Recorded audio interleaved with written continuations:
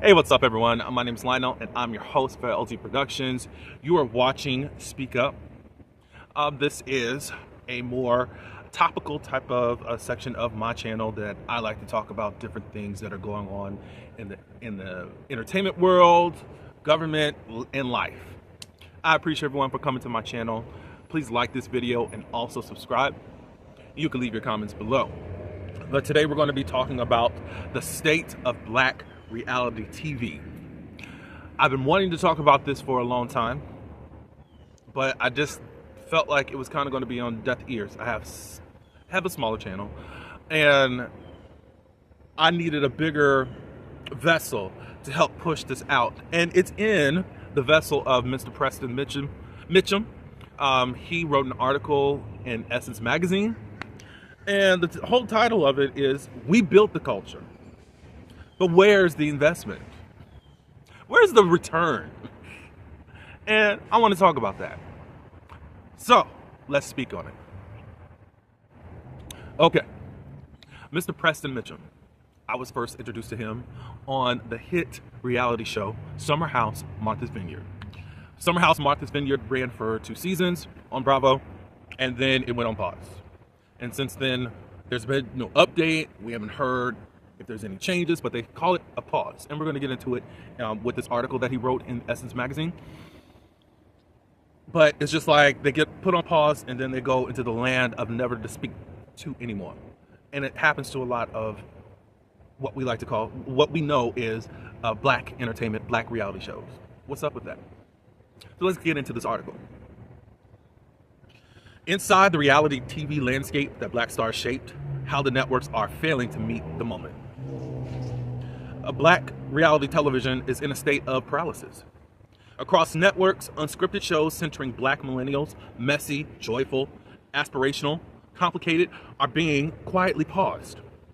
A familiar euphemism for cancellation without the courtesy of communication. That's what's going on. These weren't just programs, they were windows into Black life. For example, Summer House, Martha's Vineyard, Sweet Life, Los Angeles, Selling Tampa, they were on Netflix, and Southern Charms, New Orleans.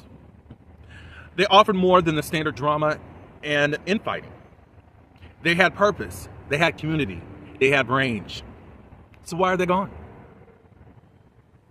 Preston goes on to say, I don't ask this question lightly. I myself was on Bravo's Summer House, Martha's Vineyard. And we weren't just filming summer antics. We were holding up a mirror to a powerful, often overlooked legacy. Martha's Vineyard is a site of Black history, celebration, and joy.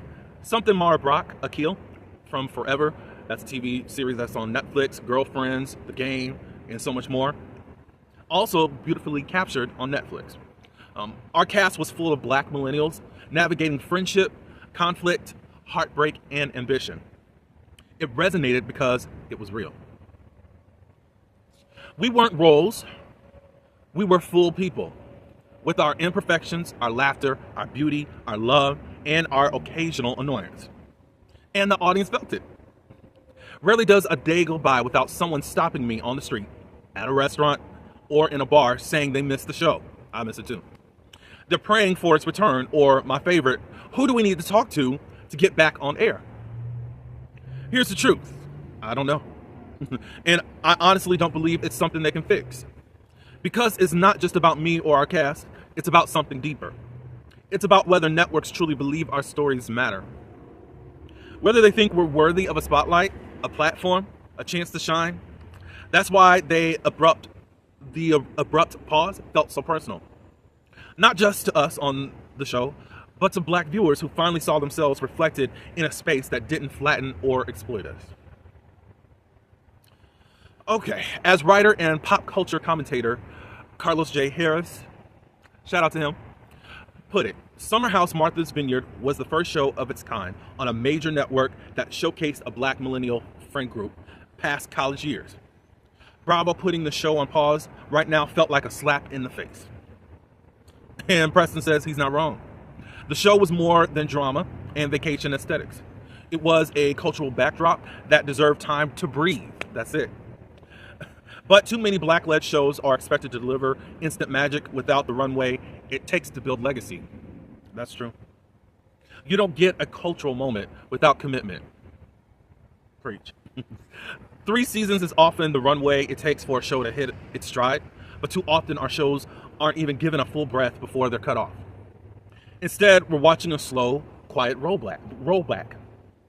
Some shows are canceled, others are ghosted, and others are left in a purgatory called pause. But the outcome is the same: stagnancy. A shrinking landscape for black reality television. There are, of course, glimmers of hope. A few months ago, OWN announced that Sweet Life Los Angeles, originally created by Issa Rae and canceled by Max, will re-air on its network with new material. That's a blessing worth celebrating. It's the kind of second chance, the kind of belief in black storytelling that all these shows deserve. But let's be honest, not every black reality series will get the same investment, that same visibility, that same grace. And it shouldn't take a cancellation years of fans' advocacy and a new network to believe in our worth. Let me be clear. This isn't about demanding more shows of black excellence. If you watched our show, you know how much I hate that phrase because of who is often excluded. But what I'm saying is we deserve stories that show all of who we are, not sanitized, not saintly, not smoothed over for mass appeal, messy and fun, tender and wild, grounded and experimental. Yet, what we're being served lately lacks dimension. The reality franchises that once felt fresh, even when chaotic, are now just dark. The Real Housewives of Atlanta used to deliver generational entertainment. Now we're watching episodes where people threaten each other with guns or where nudes are leaked at events. On Basketball Wives, we're witnessing physical fights in mother-daughter relationships, used as emotional cliffhangers. Baddies and Love and Hip Hop have become echo chambers of old storylines, where the fighting is the plot, never mind the story underneath. And here's the real harm. We're being socialized to treat physical violence and dysfunction as entertainment, with no reflection, no consequence, no why. But this isn't just about the cast. It's not that our stories aren't worth telling in their fullness. It's that the system doesn't treat them with the care, nuance, or investment they deserve. What gets greenlit is a choice. What gets renewed is a choice. What gets promoted and what doesn't is a choice. And for all cultural and financial impact, black reality TV remains under-promoted, underfunded, and underprotected. Taylor Crumpton, a journalist and cultural critic, contextualizes this moment within a larger media ecosystem. Unscripted television is one of the most powerful mediums in the US and abroad. She reminds us it made billionaires of the Kardashians and elevated the current president into office. And yet, black reality stars rarely see the same economic or professional mobility. Despite our cultural innovations, we aren't receiving our just due. And Preston says she's right. While full breakdowns of network spending are kept opaque, O-P-A-Q-U-E. I never heard this word, sorry. A 2003 UCLA Hollywood Diversity Report found that shows with predominantly black casts still receive significantly less investment than white majority shows, both in production and marketing budgets, and in a landscape where promotion is survival. That gap is devastating. The report also found that diverse audiences, black audiences, are among the most engaged and loyal. We show up, we stream, we live tweet, we quote, we meme, we build culture in real time. So again, I ask, are we being valued?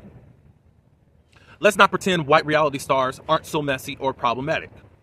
However, they get second chances, third chances, reboots, and I'm adding spinoffs. Jax Taylor and Kristen Doubt were fired from Vanderpump Rules over racism allegations, only to be welcomed back for The Valley. Meanwhile, black reality stars who speak out about racism on set often face silence or swift repercussions, even from some fans. And when white stars make transphobic or homophobic remarks, they rarely face meaningful accountability. Let me be clear. Black stars who have made harmful comments too, no one's exempt. But the difference is in how punishment is dealt and how quickly forgiveness follows. The pattern doesn't stop with networks. It shows up in how we're treated online. Let's look at how Olandria was received on Love Island. The criticism may have looked like commentary on her performance, but the undercurrent colorism was loud and clear.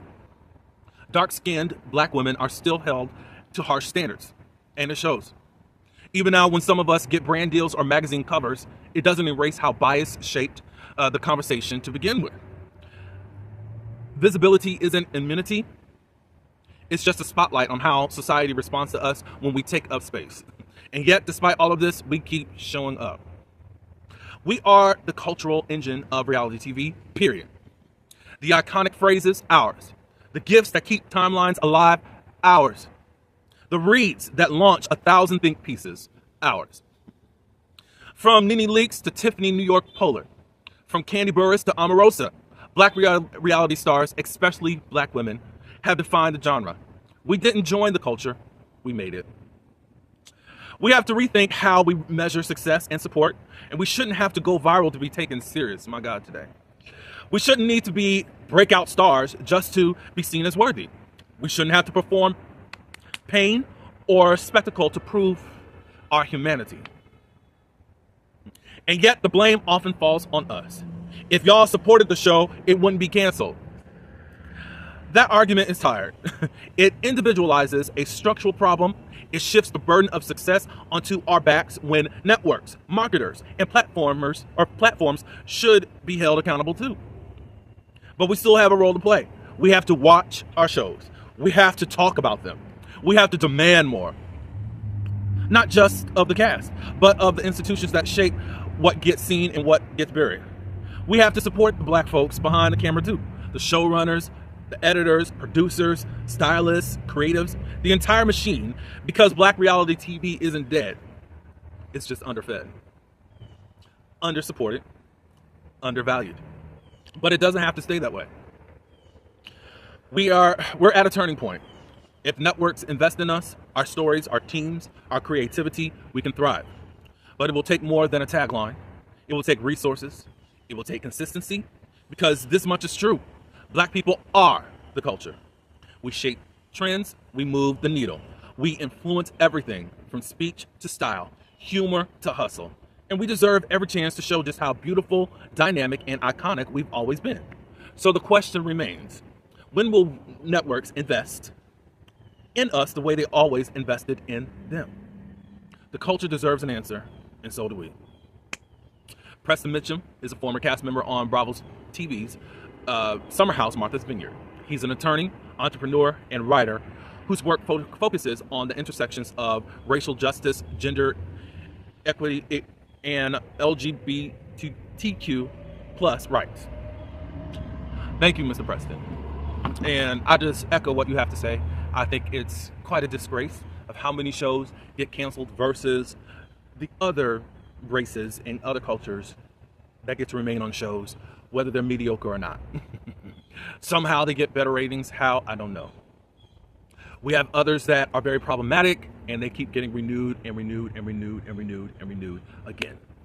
Preston talked about the Vanderpump Rules cast. There's about 3 or 4 of those cast members that were finally, at least we thought, were held accountable for the racist acts and the problematic stuff that they did on their own shows.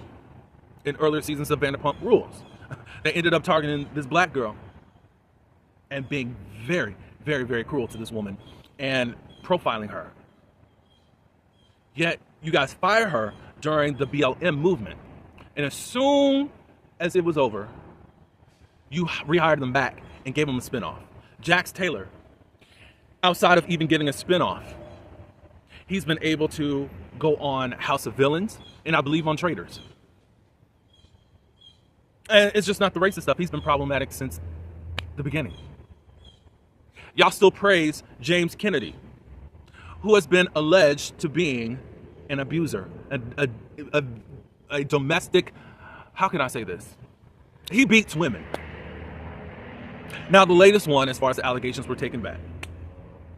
Now, I have my own thoughts and opinions, but I am sure that woman was influenced to take that back.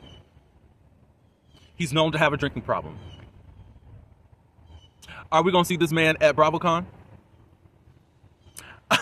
I'm not surprised if he comes, because for some reason, those folks, they get all these chances in the world. I understand white Bravo does not understand colorism, but never really took the time to really see how they can really solve the issues. I will say the black people didn't help either, because it was a 50-50 thing. Some people don't believe in colorism and that type of racism. The only type of form of racism that y'all know is white versus black, but have no clue about the white patriarchy that happens within the black race, the black culture. And because you hated a certain person, you definitely weren't going to defend that person and how they felt about being treated a certain way. Not just amongst the cast, but also the network, and how they want to make sure that the darker skin on Bravo, if you do something bad, you're going to be chastised. There was a campaign to fire Giselle Bryant. It was saved because finally this woman, who did not want to have a conversation with Wendy and tried to X her out, Wendy Osefo, on Potomac for 2 to 3 years, she finally had to have a conversation, and it was blowed over. Candace Dillard Bassett just finally left the show because it was a lot that she had to deal with. There's never any backlash. There's never any type of apologies and accountability, even from our more fairer skinned, lighter skinned black people. Kenya Moore has had to be accountable for everything that she has done on this show, while others have not. That's quite interesting to me. Very interesting to me. Jax Taylor, again, like, they get articles, they get press, they get time to redeem themselves. He got into more trouble on this latest season of The Valley. Now we're finding out that he's on drugs and has been very awful to his wife, who's now divorcing him. However, he's stepping away, but was able to have good PR that you know that he's going to return. And if he's not on that show, he's going to do something bigger.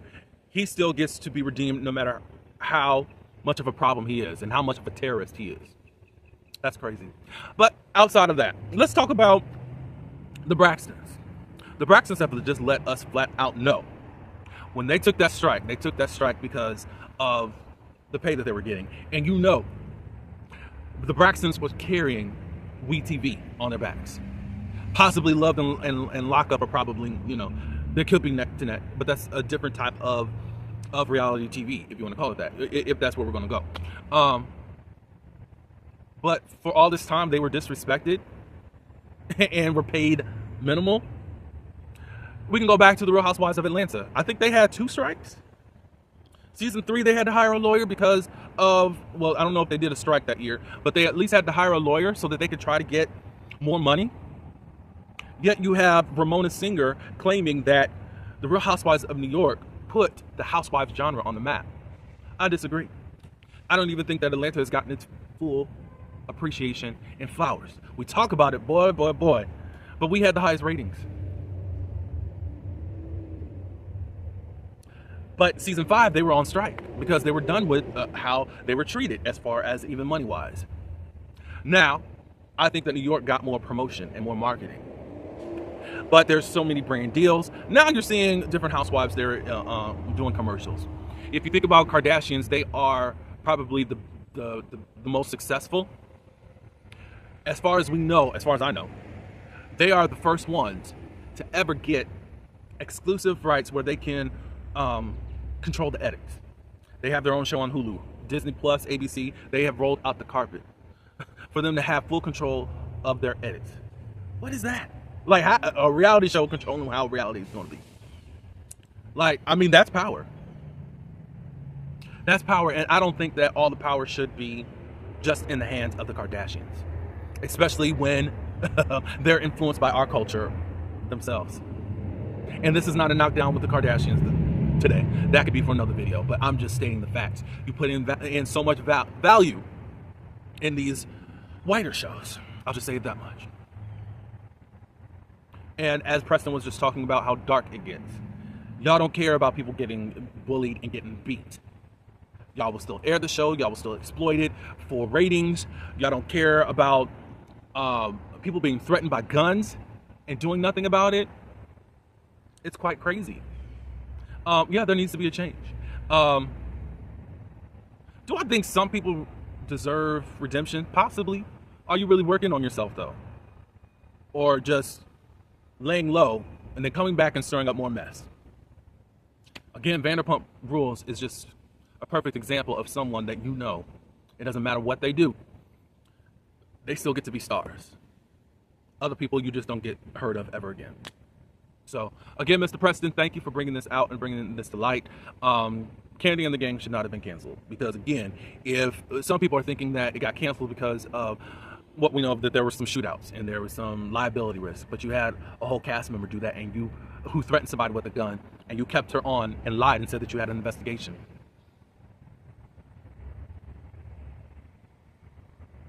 So that's bull. You kept it on for one season. I think it was a great show. It deserved more. And people could say, oh, you're supposed to get more ratings on a Sunday night. But if you can see how the medium is, how programming is even getting changed, not a lot of people are watching stuff on a Sunday night. Now they're starting to watch Love Island, but it's streaming, as far as I think it is. But for the most part, it's there. Big Brother. Those are probably two shows, but it's more during the week. I mean, they get other chances during the week. Like Big Brother airs, what, 2-3 times during the week? Ghost, all those Power series, they don't even air on Sundays anymore. And that was must-see TV, along with The Real Housewives of Atlanta. Obviously, there's been a shift, so you can just say, oh, Sunday nights are supposed to get big ratings. No, that's not even true anymore. And really, some of your biggest shows, Bravo, happen during the week. All of those boat shows, I'm trying to think. The Below Deck, even they are problematic and never have seen a threat of cancellation. There's 2 instances where someone was almost violated sexually, and y'all aired it for some reason. Never mind how people could be triggered by that. But there has not been a pause. There's not even been a threat of cancellation from these shows. Shaws of Sunset is gone because of stuff that was happening offline that didn't even make it to the show. And I definitely would love Southern Charm, New Orleans. And as Preston also said about the breathing of shows, of course, I already talked about Old Lady Gang, Candy and the Gang. That didn't get a chance to breathe at all. The Southern Charm spinoff that they have now, I forgot what it's called. It's getting legs and it's starting to stand up on its own. They're in their 4th season. They were getting the same and even lesser ratings than Candy and the Gang. And yet you found it within you, you found it, Bravo, within yourselves to keep that going and allow it to breathe, and now it's starting to do what it's do. You weren't even going to have a reunion. You had a reunion for the Southern Charm show. It was in the clubhouse, but you weren't even going to do that. We had a demand for that. I don't understand how we can give so much out almost effortlessly, but have to do so much work, the most work, to even be heard. and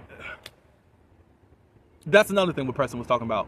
It's all up to us as viewers to make everything happen. No, a lot of things have to do with marketing and what you actually believe in. If you're greenlighting these shows, then you ought to put your money where your mouth is.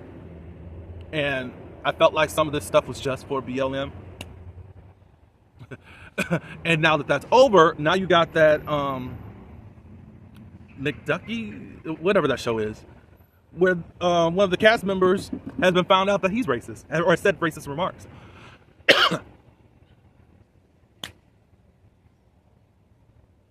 So, anyways, again, thank you Essence Magazine, yet again, for speaking on this. Thank you for having Mr. Preston Mitchum. Give us all of that. Shout out to you and your continued success, and to go higher, and hopefully we see you in where you're supposed to be in all spaces. That's all I do have. Please give me your thoughts. Like, subscribe, and until the next one, peace. you.